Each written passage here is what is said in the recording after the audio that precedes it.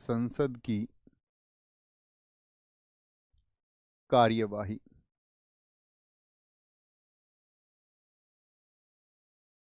अर्थात proceedings of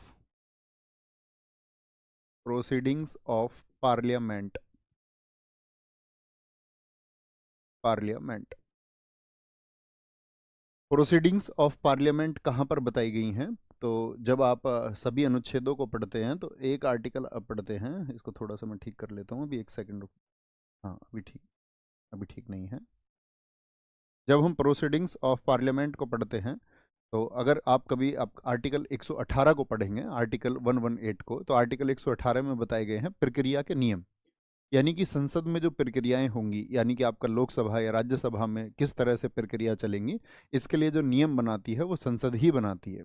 एक बार answer करें कि किस तरह से प्रक्रियाएं चलेंगी, इसके लिए नियम कौन बनाएगा? तो संसद उन नियमों को बनाती है ना। यही बात आर्टिकल 118 में की गई है। संसद की जो कार्रवाई है किस आर्टिकल के अनुसार होती है? तो आप सबको पता होना चाहिए, ये जो प्रोसीडिंग्स होती हैं ये आर्टिकल 118 के अनुसार होती हैं। और आर्टिकल 118 क्या कहता है कि संसद की प्रक्रिया,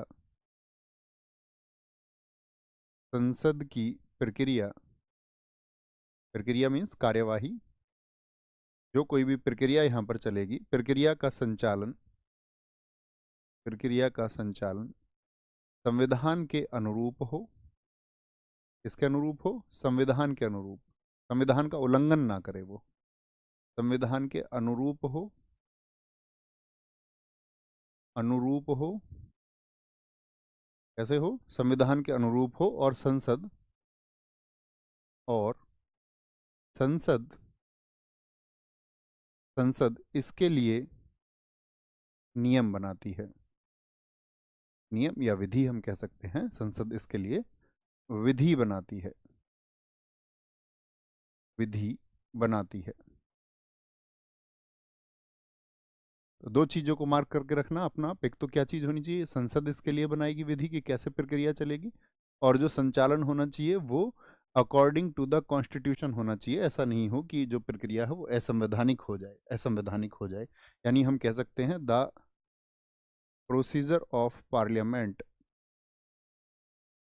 नियम बनाती है। इस बात में कोई दिक्कत? तो जितने भी नियम बनेंगे तो ये सब संसद इनको स्वयं बनाएगी। कोई परेशानी तो नहीं इतनी बात में? अगली बात हमको सीखनी है कि जो प्रोसीडिंग होगी तो ये किस तरह से होगी। देखो, संसद की जो कार्यवाही है, ये जो आपका प्रोसीडिंग्स है, ये कार्यवाही चलती है सुबह 11 बजे से लेकर के 6 बजे तक। कितने बजे से?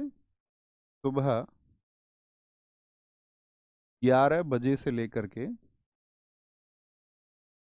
कितने बजे तक? 6 बजे तक। From 11 AM to 6 PM।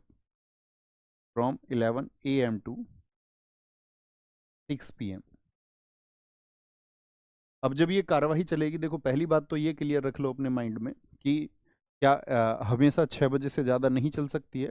तो विशेष स्थितियों में तो रात रात तक भी आपका कई बार ऐसा होता है कि अभी पीछे एक बार जब रेल बजट आ रहा था तो रात को मतलब 11 बजकर 57 मिनट तक संसद की आपकी बैठक चली थी। तो क्या समझेंगे एक बार थम्सअप करके कि क्या हमेशा 6 बजे फिक्स होगा? ये क्या है? एक साधारण समय है। ये साधारण समय है, लेकिन विशेष परिस्थितियों में जब ज़्यादा चर्चा की आवश्यकता है तो ये आगे भी हो सकता है। यानी इससे ज़्यादा भी चर्चा की जा सकती है, इससे ज़्यादा भी डिबेट हो जाती है। ऐसा नहीं है कि 6 बजे तक ही होगा। बात क्लियर है? तो ये 11 से 6 बजे तक इसको हम कैसे बांटते हैं? तो इसमें आता है, पहला जो टाइम आता है वो आता है 11 बजे से लेकर के 12 बजे तक। ये जो टाइम है इसको हम बोलते हैं आपका प्रश्नकाल। प्रश्नकाल प्रश्नकाल मतलब क्वेश्चन आवर। Question our. फिर जो 12 बजे से, देखो 12 बजे को हम क्या कह सकते हैं? 12 को और कैसे लिख सकते हैं जरा बताएं? 12 बजे को हम और कैसे लिख सकते हैं? इसको हम बोलेंगे आपका शून्यकाल, 0 आवर। शून्यकाल, 0 आवर इसको हम बोलते हैं। 12 बजे के टाइम को और कैसे लिखा है आपने दे बताएंगे? और ये भारत की ही देन है। किसी अन्य देश में ऐसी व्यवस्था नहीं है कि शून्यकाल जैसा नाम हमने कहीं से लिया हो। 1962 से, अभी मैं आगे चल के आपको बताऊंगा, 1962 से हमने इसको शुरू किया। तो कैसे लिख सकते हैं 12 को? तो आपने अक्सर देखा होगा, इसको ऐसे लिखा रहता है आपकी घड़ी में, कभी टाइम आता है ऐसे 0000, तो सब कुछ शून्य हो जाता है। बहुत बढ़िया, आप सारे लोगों ने बताया। इसीलिए इसको क्या बोलते हैं हम? शून्यकाल कहते हैं। यहाँ पर प्रश्न किए जाते हैं तो प्रश्न काल हो जाता है। और फिर 1 बजे से 2 बजे तक जो होता है, 2 बजे तक का जो टाइम है वो आपका लंच टाइम होता है। ठीक है, लंच। यहाँ पर क्या होगा? लंच होगा। और फिर इसके बाद में 2 बजे से 6 बजे तक का जो टाइम है, 2 बजे से जो 6 बजे तक का टाइम है, ठीक है, 2 बजे से 6 बजे तक का टाइम, तो इसमें क्या होता है आपका? इसको बोलते हैं हम लंच के बाद की अवधि। लंच के बाद की अवधि, इसमें सारे प्रस्ताव इसी में रखे जाते हैं। जो भी प्रस्ताव रखा जाएगा लंच के बाद की, यानी कि पोस्ट लंच सेटिंग कह सकते हैं। Post lunch setting, post lunch setting. और इसमें क्या होगा आपका? तो यहाँ लंच में तो कुछ है ही नहीं, नेताजी खाना खाएंगे यहाँ तो। और यहाँ पर क्या होगा आपका? 2 बजे से 6 बजे तक यहाँ पर जो है जितने भी प्रपोजल्स होंगे, जितने भी प्रपोजल्स होंगे, यानी कि जितने भी हमारे प्रस्ताव होंगे वो यहाँ पर रखे जाएंगे। चाहे अविश्वास प्रस्ताव हो, विश्वास हो, किसी मंत्री की, कुछ मंत्रियों की, मंत्रिपरिषद की अगर आपको निंदा करनी है, सरकार के खिलाफ आपको बात करनी है, सरकार का ध्यान आपको किसी मुद्दे पर लेकर के आना है, तो वहाँ पर वो सारी चीज़ें कहाँ पर होती हैं? जो प्रस्ताव के लिए समय है, यानी कि 2 बजे से 6 बजे तक होगा। तो ये टाइम क्लियर है? इतने समय में कोई समस्या तो नहीं किसी को कि इस तरह से ये निर्धारित किया गया है?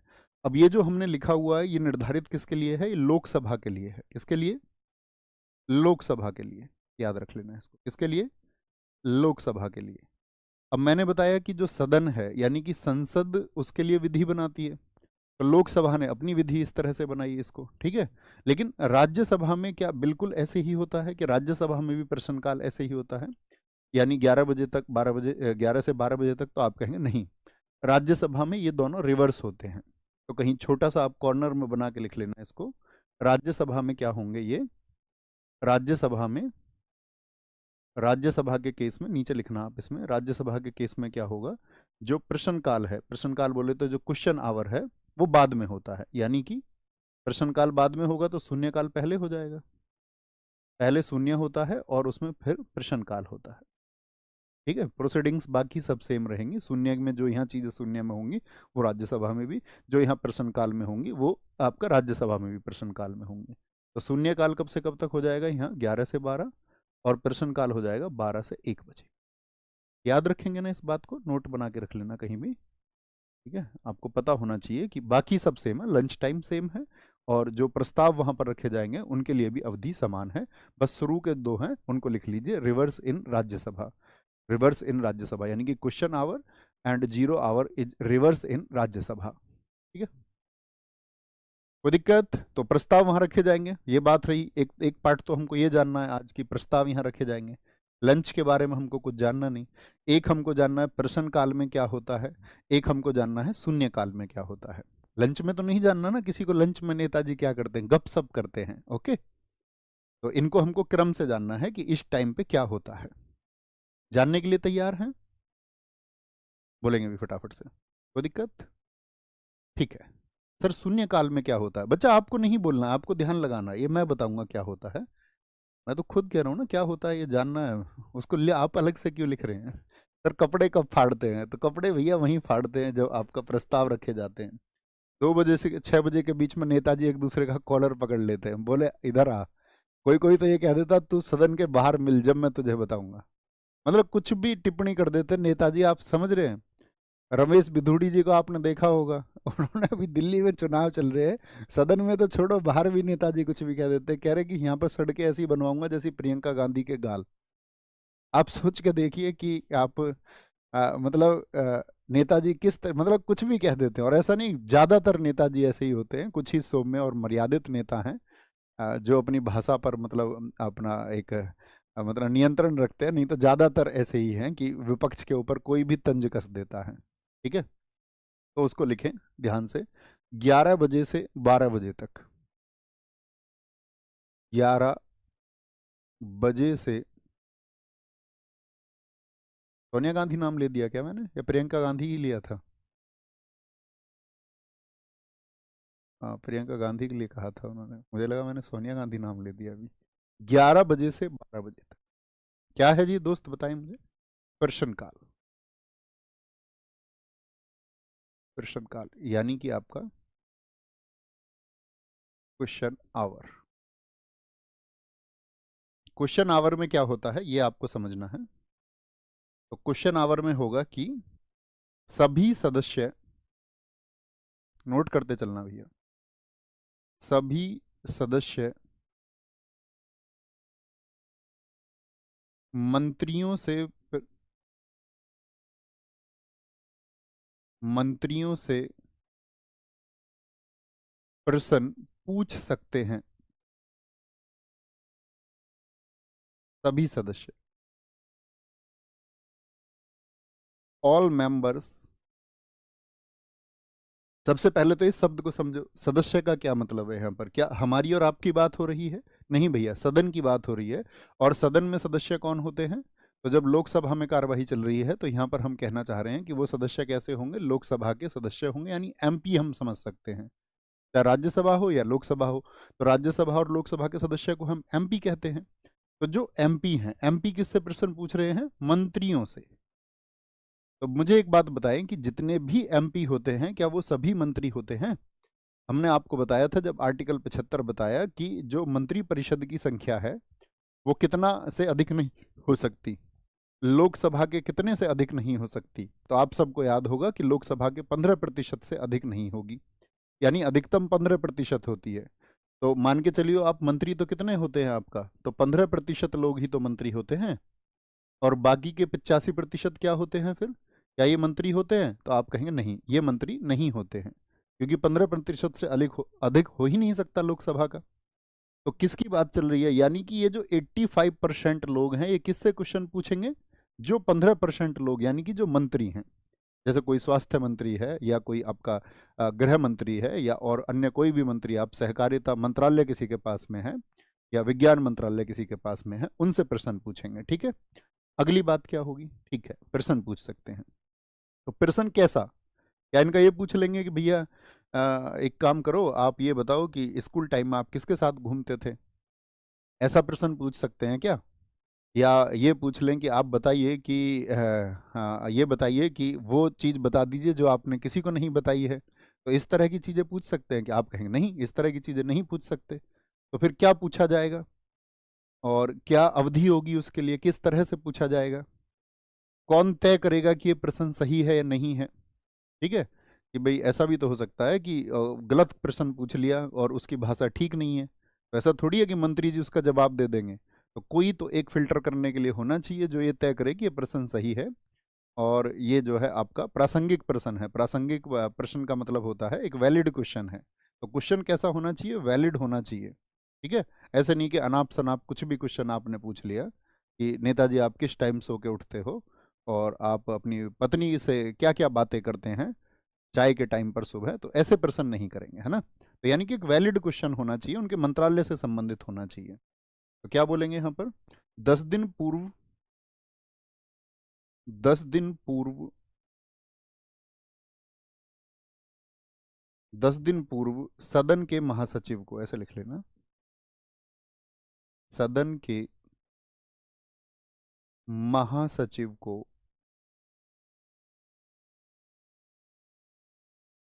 महासचिव को अध्यक्ष की अनुमति से। अध्यक्ष कौन है यहाँ पर? अब तो सीधा शब्द मैं आपको समझा चुका हूँ, स्पीकर। स्पीकर लिख लीजिए, और अध्यक्ष ही लिख लो, कोई दिक्कत नहीं, राज्यसभा के लिए भी क्योंकि सेम ही होगा, तो आप समझ जाना, किसी का भी अध्यक्ष हो। अध्यक्ष की अनुमति से, अध्यक्ष की अनुमति से। अध्यक्ष जिस प्रश्न पर अनुमति देंगे, लेकिन आपको जो प्रश्न पूछने, आप सबसे पहले उसको 10 दिन पूर्व किसको भेजोगे? 10 डेज, 10, यानी क्वेश्चन तो आप पूछ सकते हैं, कोई दिक्कत नहीं है, लेकिन क्वेश्चन के लिए आप 10 दिन पहले इस क्वेश्चन को किसको भेजोगे? महासचिव को। महासचिव, देखो महासचिव कौन होते हैं, आज मैं आपको लिखवाऊंगा आर्टिकल 98, उसमें संसद सचिवालय को बताया गया है।